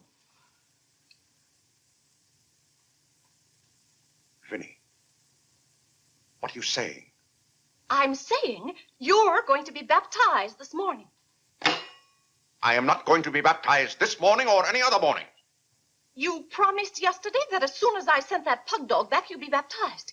I never said anything remotely like that. Clarence was right there and heard you. That's why I ordered the cab. The cab. Vinny, you send that right back. I'll do nothing of the kind. I'm going to see that you go to heaven.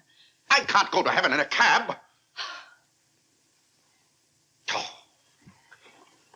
Well, you can start in a cab. I'm not sure they'll ever let you into heaven, but I know they won't unless you're baptized.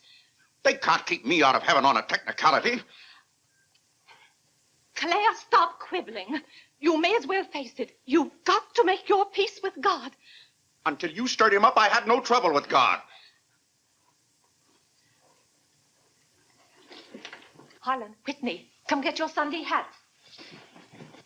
Clarence, John. Yes, Mother? Hurry, we're ready to go. Oh, my prayer book. Harlan, come let me fix your tie. Vinny, are you mad? Was it your plan that my own children should witness this indignity? Why, Claire, they'll be proud of you. I suppose Harlan is to be my godfather. Vinny, I won't go through with this thing. That's final. Well, Claire, dear, if you feel that way about it... I do. Then we won't take the children with us. I'm not talking about the children. I'm ready, Mother. Oh, John. Vinny, I haven't time for anything like that this morning. I've got to take John down to my office with me and give him the money to buy back that dog medicine. But it wasn't dog medicine, sir. Young man, we're starting downtown this minute. You'll do no such thing. You gave me your sacred promise that day I almost died. Yes, and she would have died if we hadn't given her some of that medicine. That proves it's good medicine.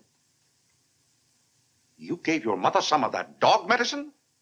John, you didn't. Yes, we did, Mother. We put some in your tea that morning. Oh, John. Do you realize you might have killed your mother? You did kill Mrs. Sprague's dog. John, I'll have to give considerable thought as to how you're to be punished for this. But Claire... No, Vinny. When I think of that day, why, we might have lost you. You're all right now, thank heaven. But what I went through that afternoon, the way I felt, I'll never forget it. You've forgotten it already. What do you mean? That was the day you gave me your sacred promise. Yes, but I wouldn't have given you my promise if I hadn't thought you were dying. And you wouldn't have almost died if John hadn't given you that dog medicine. Don't you see? Well, the whole thing is illegal. Suppose I had died. It wouldn't make any difference to you. You don't care whether we meet in heaven or not. You don't care whether you ever see me and the children again. Now, Vinny, you're not being fair to me. It's all right, Claire. If you don't love us enough, there's nothing we can do about it. But that has nothing to do with it. I love my family as much as any man. All my life, I struggled and worked just to... Gad, there's that cab.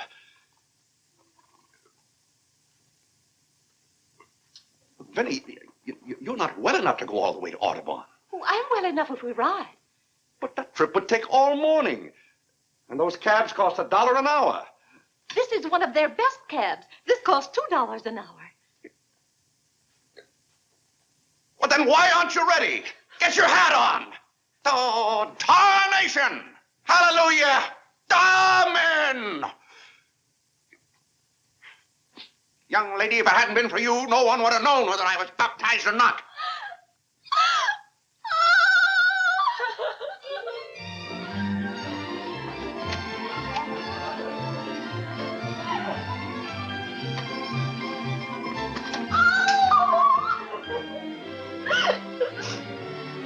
Oh, Gad!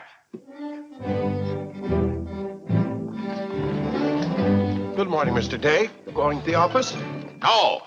I'm going to be baptized.